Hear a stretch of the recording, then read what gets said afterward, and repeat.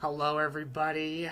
It's Mr. Johnson again, and I want to talk with you guys about persuasion. I think this is probably my favorite of the speeches because it really takes everything that you've learned so far in the semester and puts it all together. We're going to talk a little bit more about what persuasion is today, and I thought I'd bring back the slides. I know I'm not going to try to bore you and make this as quick as I can, but I just thought I'd bring back the slides because I really do miss you guys in the classroom, and so this is kind of special to just go through a little bit of lecture material and then give you some fun time to interact. Normally what I do with this particular day when I introduce the speech is I ask you guys, I really wish we could have done this as a class, but we'll make do with this. I would have the class ask me or to persuade me to, if I would, hypothetically speaking, if I was a student who was trying to pick some STEM university to attend for engineering, we could pick any one, I would ask you to get in groups of 3 and then to persuade me to come, or not to come, because I've had students in the past who thought Purdue wasn't the best place to come, but you know, to each their own. So yeah, that's an activity that I would do. What I want you to do, this is totally optional, you don't have to do this, but if you could write a 1 to 3 sentence response to me to get, if I was hypothetically an undergraduate preparing to come in, or freshman preparing to come in for undergrad, what would you say to me? What would make you try to persuade me to come to Purdue? I make that your challenge, and make sure you put it in the comments down below. I'd be really interested to see what you guys say. Let's get a little bit of participation going. So that would be our kind of activity we would do in class. And of course, you cannot have persuasion without the means. May the power of persuasion be with you. If you only knew the power of persuasion. Persuasion, my friends, is probably one of the most important life skills you can have. And with that said, I really do want to focus in on what you're going to be doing for this assignment. One of my favorite philosophers, Aristotle, I would usually call on you guys to quote these, but let's pretend I've called on you all. One of you would say, according to Aristotle, persuasion is achieved by the speaker's personal character, when the speech is so spoken as to make us think him or her credible. We believe good men or women more fully and more readily than others. This is true generally whatever the question is, and absolutely true where exact certainty is impossible and opinions are divided. So something I really love about this quote is that your personal character in certain ways influences how you persuasively or do not persuasively impact those around you. In certain ways, our character is an essential part of how we influence people around us. Thomas Jefferson, one of our most beloved presidents, said, "It takes time to persuade men and women to do even what is for their own good." So recognizing even in persuasion, there's a time aspect to it. Kind of funny because your speech is going to be 4 to 6 minutes, so not that kind of time, but yes, you have to think about the limit that you may have that could impact the argument that you are trying to convey or bring about. And then finally, Jane Austen, one of my favorite British authors, she said, "There is hardly any personal defect which an agreeable manner might not gradually reconcile one to."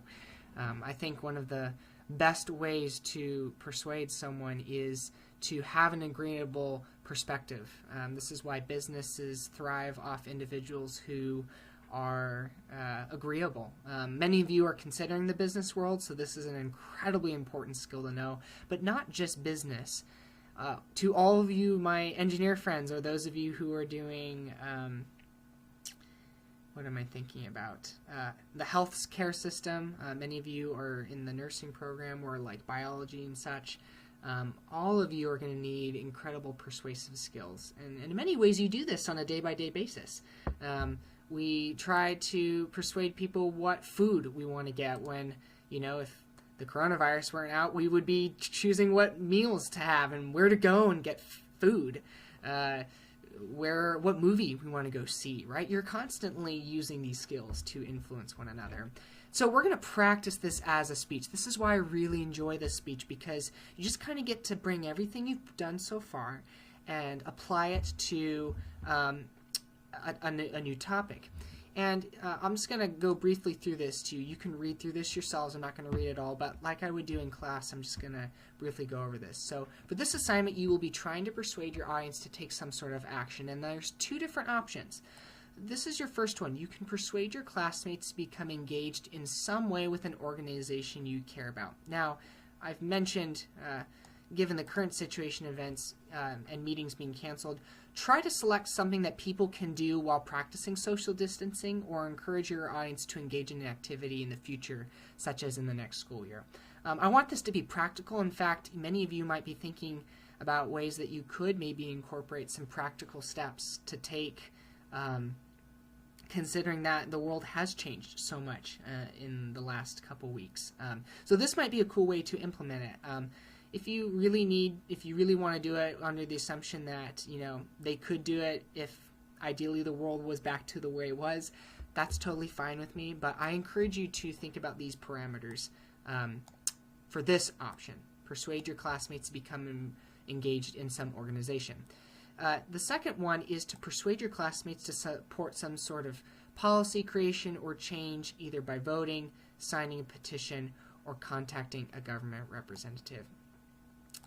You'll notice that both of these examples, number 1 and number 2, they're very practical. Persuasion, one of the most important things about persuasion is that you are actually encouraging the audience to do something. And that matters, right? It's not just it's not the same as giving, this encouraging or inspirational speech, right, where everyone kind of feels good at the end, right? Persuasion is about action. Getting someone to, in certain ways, get off their butts and do something, right? And that's what I want you to practice. Persuade your peers, and the idea would be that, hypothetically, if you were giving this in front of the classroom, you would want to encourage your peers to join some sort of organization. So I've had people do it about why they should join Res Life, or why they should join a fraternity or sorority, or maybe like an on-campus club like the robotics club, right? I've seen so many different things, so that's an option. It can also include local nonprofits, national nonprofits, or a community group, something like that. The second option would be, maybe there's a particular policy that you're passionate about. It should be an actual policy that someone has proposed. Or you could create your own. You could create a petition that you want people to sign, whether it's for poverty, child abuse, child neglect, poor education, healthcare, drug abuse, homelessness, etc. I give you some specific ideas. A couple notes to think about when you're putting together your persuasive speech. Sometimes I know a lot of students, they think very big about these topics. So they think in terms of big topics like environmentalism, or they might think of the abortion debate, or they might think about politics like Trump or Pelosi, right? Like, you can think about these from big kinds of topics, right? And I want to first just very quickly say those are all incredibly important topics. I want to help you with this persuasive speech get to the point where you could handle those topics with incredible humility, but also incredible wisdom, right? You should be able to understand those topics well. But for the purposes of this speech, you probably don't want to do a 4 to 6 minute speech on abortion. And here's why. That would be, you wouldn't probably be able to do justice to that topic, right? It's just such a big topic. And if you were giving it in front of your peers, you probably wouldn't be able to have the time to be able to handle it with the appropriate measure that you would need, right? Whether you were pro or whether you were against it, right? I'm encouraging you to try to stay away from larger topics like that and pick things that would be easier to manage, right? Whether it's signing something about poverty or child abuse, right? And also it will give you the opportunity to practice with something that is easier and that a lot of people would probably be more agreeable with, which will then help you get ready for some of those bigger topics. But if you really do want to do those, just talk to me, email me. I'm fine working on that. I mean, the only person who's going to see these speeches is me because they're all asynchronous now. But let's try to stay away from those just for the purposes of this. Again, we're practicing the art of persuasion. I don't think anything more needs to be said there. But yeah, that's just kind of my thought process behind it. But email me if you have any questions about that. I always am open to conversation about that. You know that. I give you examples of that. Here's important things to remember. This is a speech of policy, right? And I'll have a lecture later on of what that means, but policy basically means it's action, right? Something needs to be changed. Something needs to happen. Something that's really cool, actually, about the persuasive speech is it's very applicable for you guys and probably me, because Gen Z is so focused on social justice. We are, in many ways, one of the most empathetic generations. That's a lot of research shows. You're very action-focused. And so what better way to practice that than a persuasive speech? So it's a policy. It's a process, right? You need to make sure that your topic form is put in. You're going to submit a topic form. You're going to submit a framework form. And at the end of it, you're actually going to write your last reflection paper. You know how you had a reflection paper for your narrative speech? Well, now you're going to write one more after you've done your persuasive speech, kind of just thinking about what did I learn in this process? How did I grow from the narrative speech, etc. So some things to think about. Choose an interesting topic. Your topic must be approved by me so that you can deliver it. The reason I say choose something interesting is I want you to be interested in it. I want you to maybe have some passion about it. Don't choose something boring. Again, the more interested you are in it, the better it's going to help your presentation and delivery. So find something you're interested in. Submit a completed outline. I don't know why Jen has called it an outline. It really is just another framework. And at this point, you know that in this week, we're kind of doing a peer review form of the frameworks for the asynchronous speech. We're going to do something similar for the persuasive speech. So whether you call it an outline or a framework, doesn't matter to me. Just you will submit something like that, and we'll use Circuit again. We're going to use Circuit for this. And this is currently, what day is this? This is Monday, so I'm hoping that by Wednesday we'll be in good shape for Circuit. It's a new thing for all of us, and I think we'll be fine. Okay, I'm trying to pick up the speed here. Choose an appropriate organizational pattern, problem solution, causal. We've talked about different organizational structures, so you know about those. Look back in your book if you have questions about those. But choose an appropriate one for this. This one has 4 oral citations. So you're just building on what you've done before. And the reason it's 4 is because with the persuasive speech, part of establishing your credibility is logos, which we'll talk about later on, but it's using good sources. And so we're going to practice using some more sources in this one. It's 4 to 6 minutes. It's 125 points. It's not mentioned here, but the speech is the biggest one that you've done so far. It's an extemporaneous delivery. I'll talk about what that looks like in a minute. You'll develop a thesis for it. You'll develop 2 to 3 main points for it. You want a strong introduction and a conclusion. You want good transitions. You're going to use visual aids.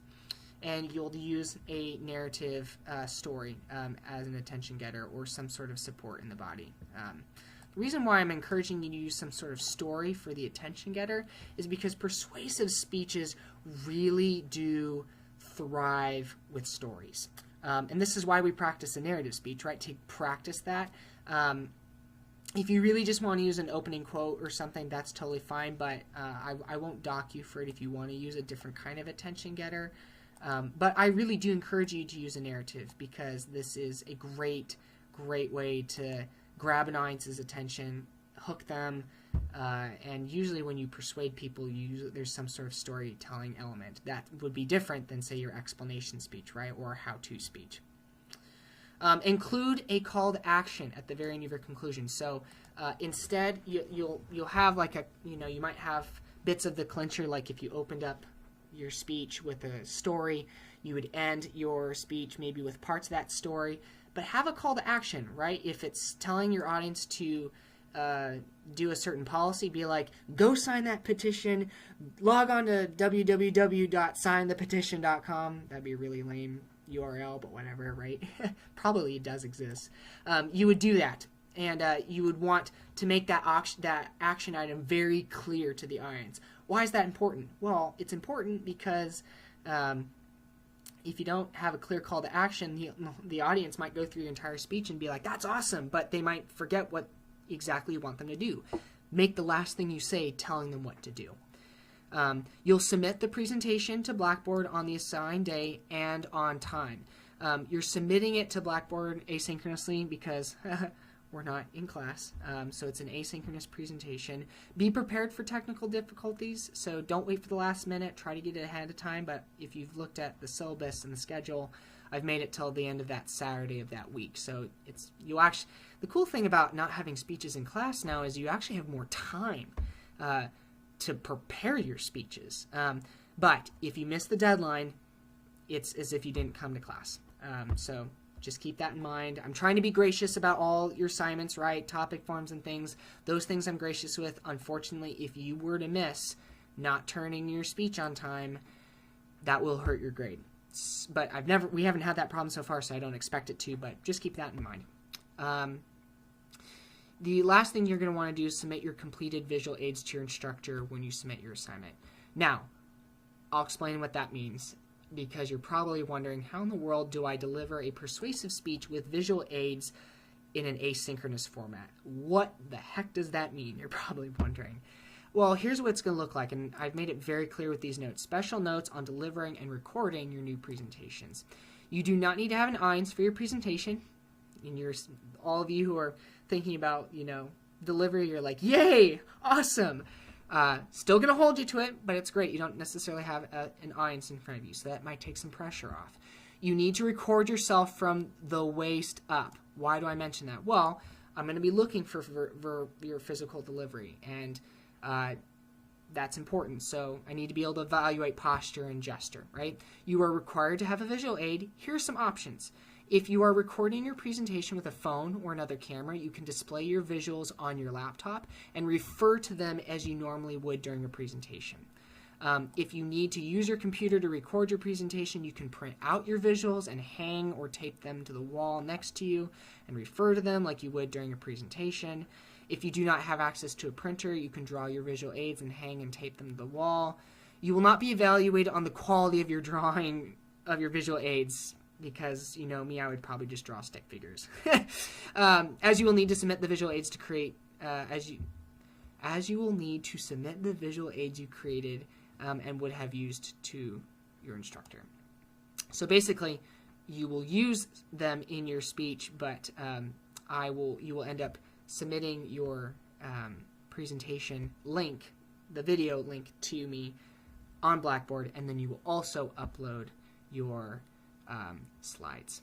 And the reason for that is that when I watch your speech, basically what I will want to do is have those slides in front of me. So I'll have two screens in front of me. One, I'll be watching your speech, and then one, I'll be watching the slides that you use. So that way, it would be as if I was in the classroom with you, right? Your recording needs to be in one take. This is important. This is not like your asynchronous speech where you can cut. This needs to be one take. If there are cuts, you will lose points. And the reason is because you're practicing going through it in one take as if you were doing it in front of an audience. So, in other words, don't start it or stop the recording and edit something together. Give me one full 4 to 6 minute speech. Now, you're probably wondering, what does that mean for time? You have that 30-second grace period, right? Because you're practicing it as if you were practicing it in the classroom, right? So I will give you 30-second grace time. Yay. So you will have that on both sides. So basically the speech is 3 minutes and 30 seconds to 6 minutes and 30 seconds. This one will take a little bit more time. I expect you to probably be above the 4-minute mark, and if you were a little bit under, that would concern me that you didn't put as much prep into it. But you could have a good 3 minute or 30-second minute speech. Just make sure you're being intentional about it.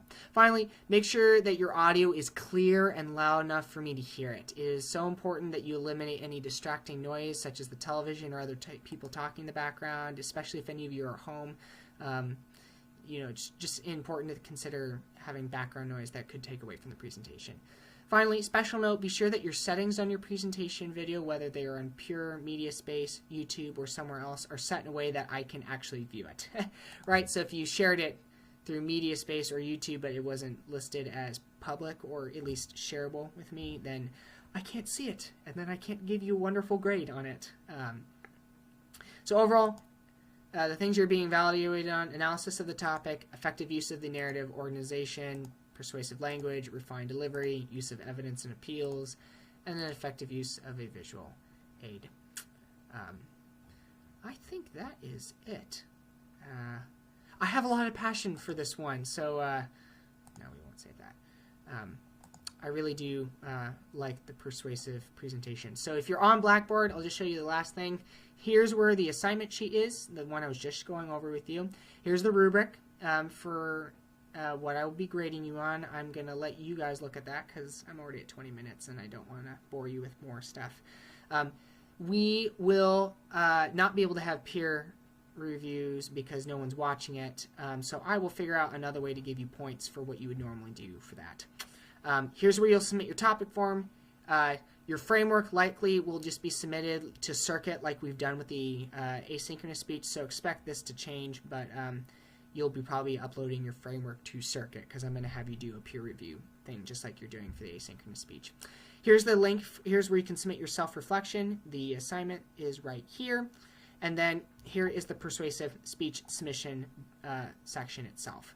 I've tried to go through Blackboard and update all the due dates so everything is connected, but if at any point you see like a due date for anything that just doesn't look right, just let me know, email me. I feel like the more I do these videos, the more I just realize, oh, that needs to be fixed, and that needs to be fixed, and that needs to be fixed. So welcome to the world of online stuff.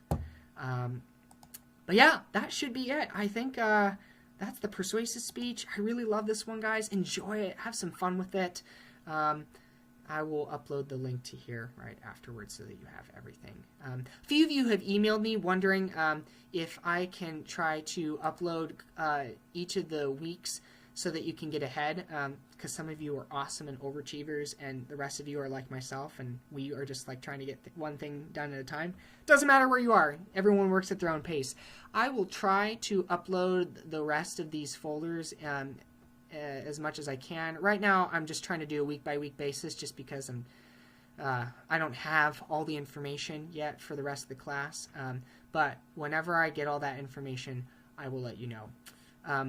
Last thing, this is not related to the persuasive speech. You're probably wondering, what's that last extra credit opportunity I can get? I just decided to make it easy. If you do all the outside communication activities, meaning if you do 2 for your normal 10 points each, so 20 points each. If you do the last 2, meaning like if you did every single one of these, I will give you 8 extra credit points. So if you did 1 extra, if you did a third one basically, that's 4 points. If you do the second one, or the fourth one, if you do the fourth one, then that would be another 4 points. So, and I'll send an email out, because for any of you who don't watch this for a while, you might want to know that earlier. Thank you for submitting your questions to the general section. All your questions by email. I'm really proud of you guys. I really wish I could see you face to face, but I really am proud of the ways that you're handling this. I know a lot of you are experiencing a lot of stress right now. Hang in there. Like I said in my first video, we are going to make this. It's only Monday. But we're just going to take it step by step, and I really am confident in each of you. You are doing incredible work. I say that very genuinely. So keep fighting the good fight. We're going to make this, and let me know if you have any questions. And finally, just as a reminder, don't forget to comment down below and persuade me. If I was an incoming freshman, what would you tell me in 1 to 3 sentences what I should do to persuade me to come to Purdue in normal conditions. Right? All right, you guys, have a great evening or morning, whatever time you're watching this, afternoon. I will talk to you all soon. Have a great day.